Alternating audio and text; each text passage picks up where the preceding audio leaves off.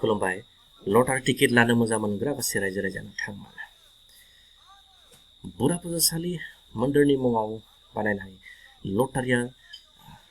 फैगासिनो दङ बियो 10 अक्ट'बर 2011 मायथाइयाव जागोन जोंनि आखायाव बारा सम गैलिया लोगोसे टिकेटआबो बारा गैलिया जोङो माखासे गिदिर गिदिर एजेन्टफोरनो जोङो लटारिखौ जोङो राननानै होगासिनो दङ जों दासिमबो राननानै होगासिनो दङ आरो लोगोसे जों मार्केटआवबो दासान्दि फानगासिनो दङ नोंथांमोना जुदि लानो गोसो दङब्ला फैगौ सनिबार बाजाराव जोंखौ लोगो हमनो हागोन आरो टिकेट लानो हागोन आरो रबिबार बाजारावबो नोंथांमोना जोंखौ लोगो हमनानै टिकेटखौ लानो हागोन मानो होनबा जोङो सुनिबार आरो मोनफ्रोमबो सुनिबार आरो रबिबार बाजाराव जोङो मार्केटआव जों जगोन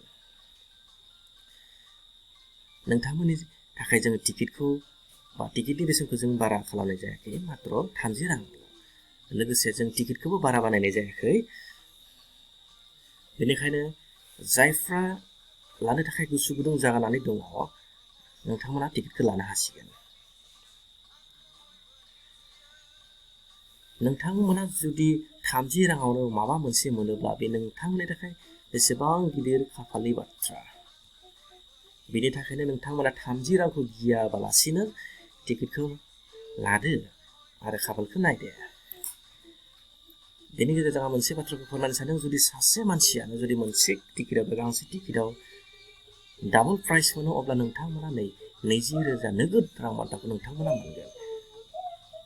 डिटेल्सखौ मोजां बुजिनो थाखाय नोंथांमोना बेखौ फरायनानै लानो हागोन आरो जुदि सोरबा सुबुङा जोंनि बे लटारि खेलाव फैनो हाया अब्ला नोंथांमोना एलएस प्रडाक्शन इउट्युब चेनेलखौ साबस्क्राइब खालामनानै नायनो हागोन नोंथांमोना जुदि एलएस प्रडाक्शनखौ साबस्क्राइब खालामो अब्ला नोंथांमोना नैबे प्रफाइल पिक्चारखौ नुगोन अब्ला साननानै ला बियो मोनसे मा एलएस प्रडाक्शन बा एलएस बे प्रडाक्शनाव लटारिनि लाइभ भिडिअखौ होनाय जागोन होननानै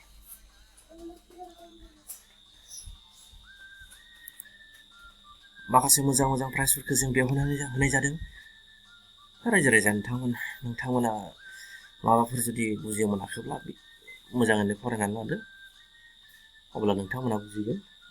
आरो माबाफोर बाथ्रा सोंहरनो गोसो दङब्ला नैबे नाम्बाराव नोंथांमोना कल खालामहरनो हागोन आं बाराखौ बुंलिया दिनैनि भिडिअखौ आं एसेयावनो फोजोबनाय जाबाय गोजोन्थों